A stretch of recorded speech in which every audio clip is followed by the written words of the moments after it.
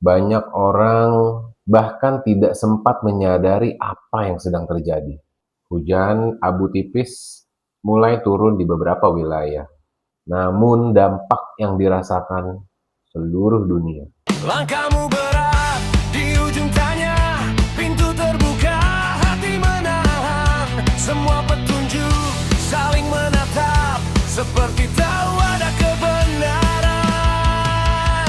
Selamat datang di realita alternatif, tempat misteri berbicara tanpa henti. Tak semua yang nyata mudah dipercaya, tak semua yang tersembunyi hanyalah cerita.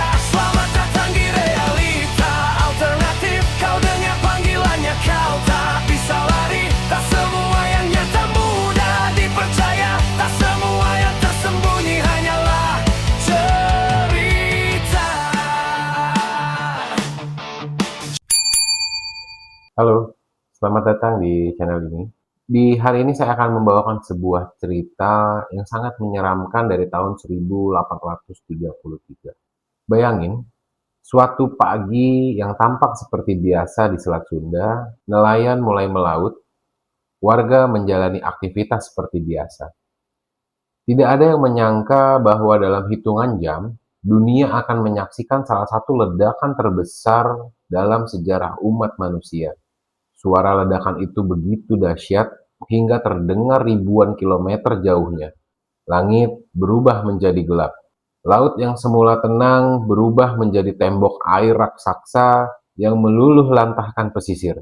Abu vulkanik menyelimuti atmosfer bumi dan bahkan mempengaruhi cuaca dunia selama beberapa tahun. Namun, benarkah semua yang kita ketahui tentang letusan Krakatau sudah lengkap?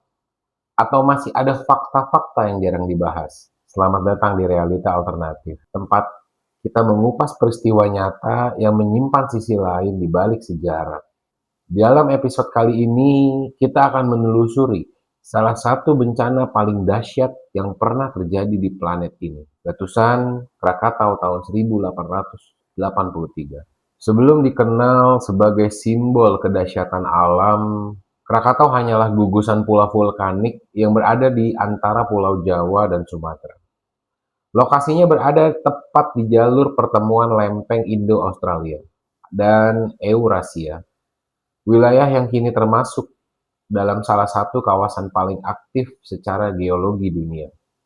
Selama berabad-abad, masyarakat di sekitar hidup berdampingan dengan gunung api. Letusan memang bukan hal yang asing. Namun tidak ada yang menyangka bahwa tahun 1883 Krakatau akan menghasilkan letusan yang mengubah sejarah dunia. Beberapa bulan terakhir sebelum puncak letusan, aktivitas vulkanik mulai meningkat. Asap tebal terlihat membumbung tinggi.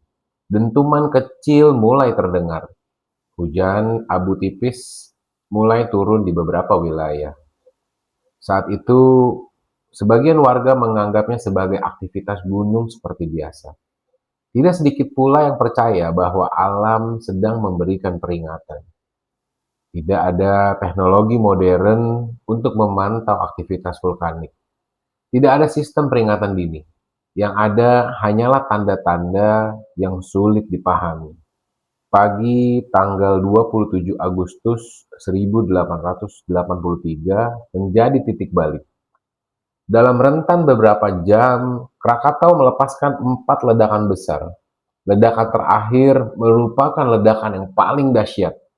Energinya setara dengan ratusan megaton TNT, jauh melampaui bom atom yang pernah dijatuhkan dalam perang. Gelombang kejutnya begitu kuat, hingga alat pengukur tekanan udara di berbagai negara mencatat perubahan tekanan secara berulang. Para ilmuwan kemudian mengetahui bahwa gelombang tersebut mengelilingi bumi beberapa kali. Yang lebih mengejutkan, suara ledakan Krakatau terdengar hingga Pulau Rodrigues di Samudra Hindia, sekitar 4.800 km dari pusat ledakan. Bayangkan, sebuah gunung di Indonesia menghasilkan suara yang terdengar hampir di seberang samudera. Hingga saat ini, letusan Krakatau masih termasuk salah satu suara yang paling keras yang pernah tercatat dalam sejarah manusia. Ironisnya, korban terbesar bukan disebabkan oleh lava ataupun abu vulkanik. Saat sebagian tubuh gunung runtuh ke dalam laut, jutaan meter kubik batuan jatuh secara tiba-tiba. Peristiwa ini memicu tsunami raksasa. Gelombang setinggi puluhan meter melaju dari segala arah.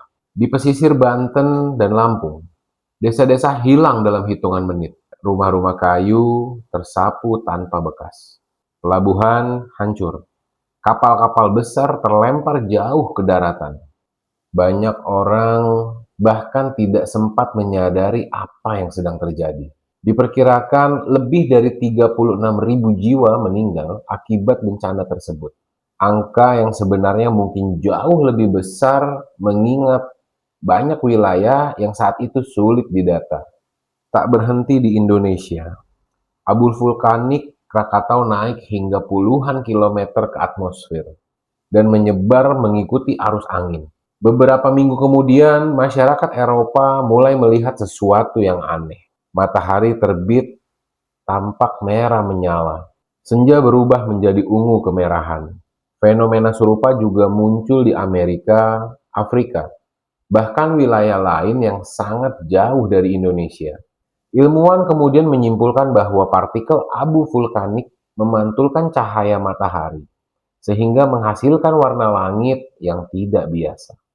Selain itu, suhu rata-rata bumi juga mengalami penurunan selama beberapa tahun setelah letusan.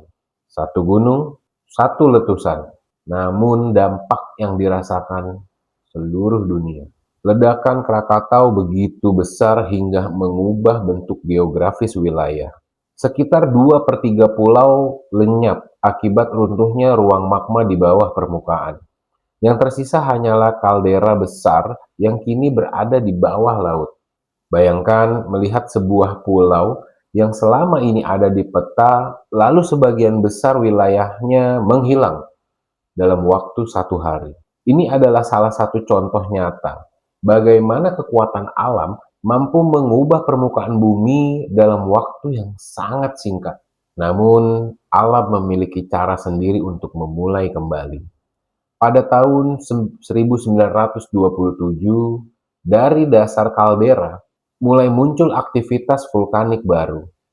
Sedikit demi sedikit, material vulkanik membentuk daratan baru. Pulau itu kemudian dikenal sebagai Anak Krakatau.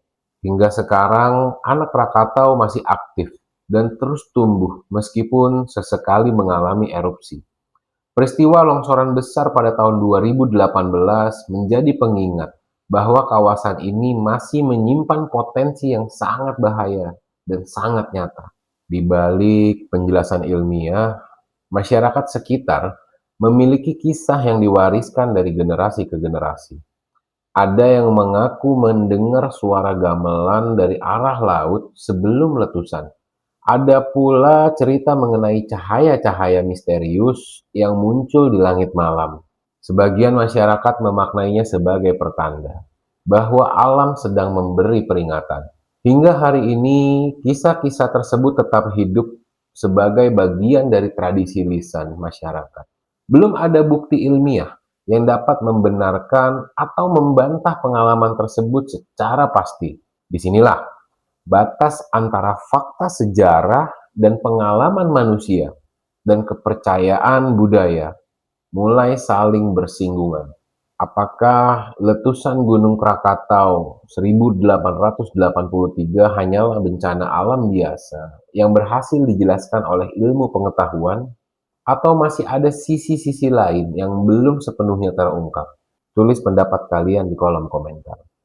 Jika kalian menyukai konten yang membahas sejarah, misteri, dan fenomena nyata dari sudut pandang yang berbeda, jangan lupa dukung channel Realita Alternatif dengan menekan tombol like dan subscribe.